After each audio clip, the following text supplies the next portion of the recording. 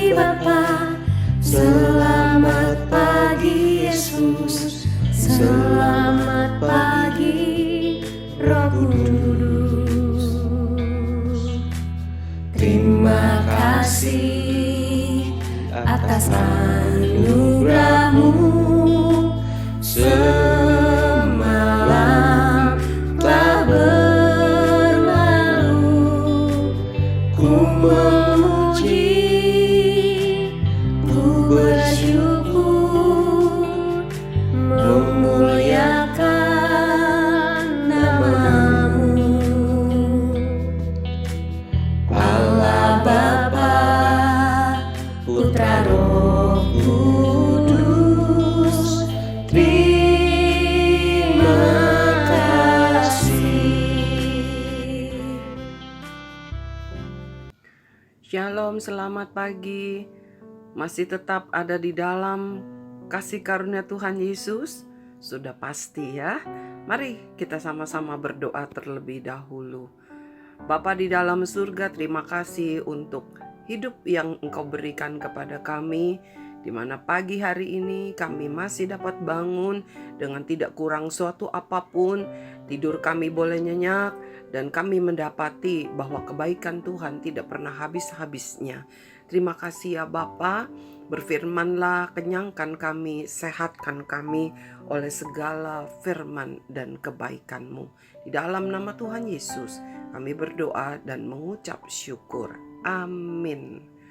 Siswa-siswi SKBB beserta para orang tua yang mendampingi, juga siswa-siswi dari sekolah lain, para guru, rekan-rekan kerjaku, kerabat dan sahabatku, kita tetap ada di dalam segala kebaikan Tuhan.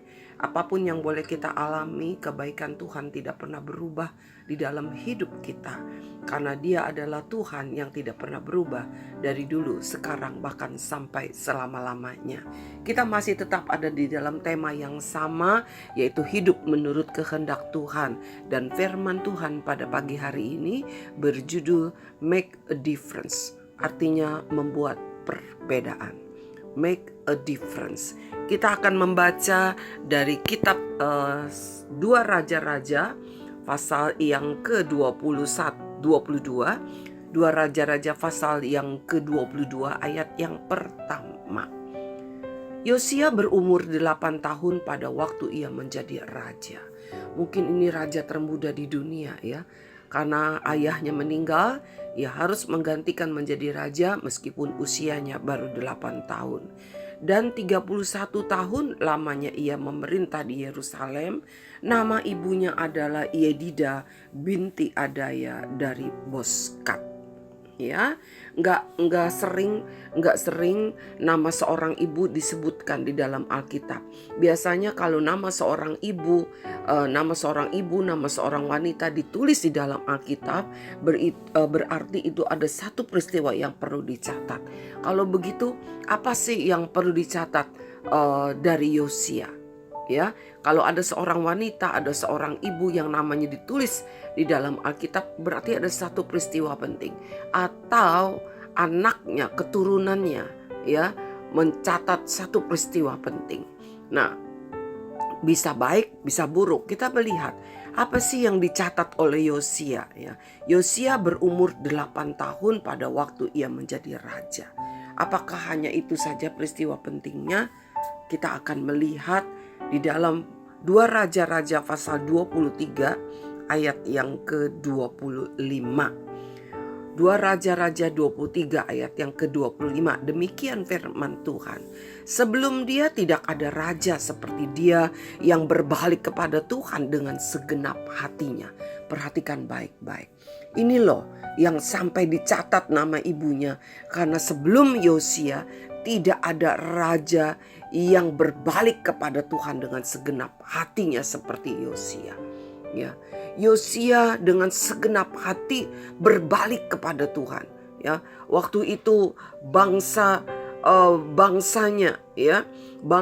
ini hidup di dalam di dalam segala pembangkangan, pemberontakan kepada Tuhan. Ya, mereka menyembah berhala. mereka melupakan Tuhan yang telah menuntut mereka keluar dari Mesir ke negeri perjanjian. Tetapi Yosia ini membuat satu perbedaan. Dia katanya tidak ada seorang raja yang seperti dia. Kenapa? Yang berbalik hatinya dengan segenap hatinya kepada Tuhan. Bahkan dengan segenap jiwa. Bahkan lagi dengan segenap kekuatan. Sesuai dengan segala Taurat Musa. Dan sesudah dia tidak ada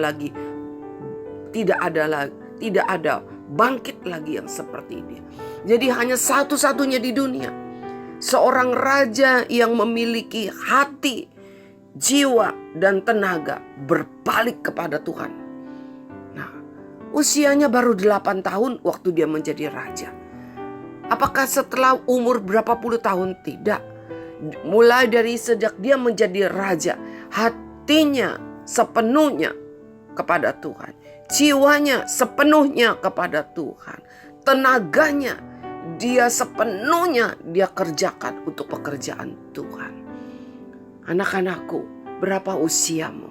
Bapak, ibu, rekan-rekan guru, kerabat, sahabatku, berapa usiamu? Sudah membuat perbedaan?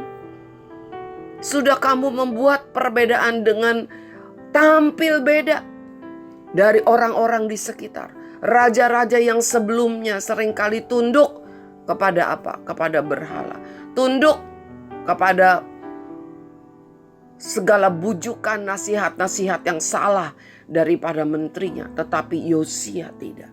Dia melakukan perbedaan dengan apa? Hatinya, jiwanya, tenaganya sepenuhnya berbalik kepada Tuhan. Mari, berapapun usiamu, belum terlambat selama masih ada nafas hidup. Belum terlambat untuk membuat perbedaan. Mungkin di sekitarmu hidupnya tidak takut kepada Tuhan. Mungkin di sekitarmu hidupnya tidak sesuai dengan kehendak Tuhan. Tetapi engkau tidak perlu mengikut mereka. Buat perbedaan. Jangan takut untuk tampil beda. Karena apa? Hidup menurut kehendak Tuhan.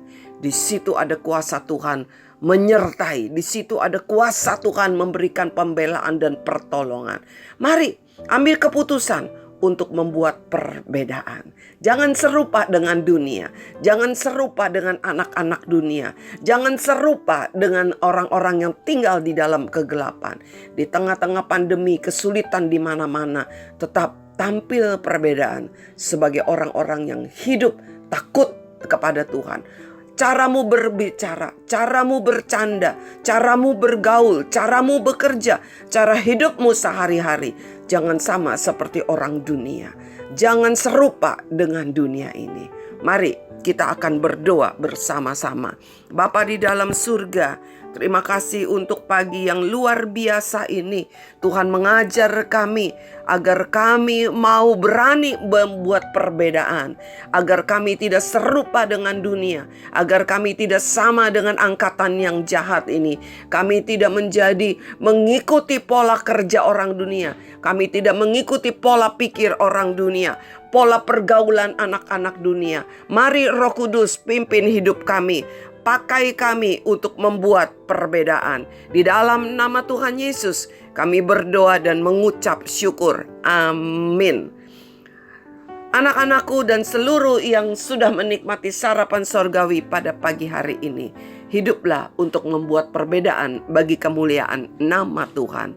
Tuhan Yesus memberkati. Sampai bertemu besok pagi.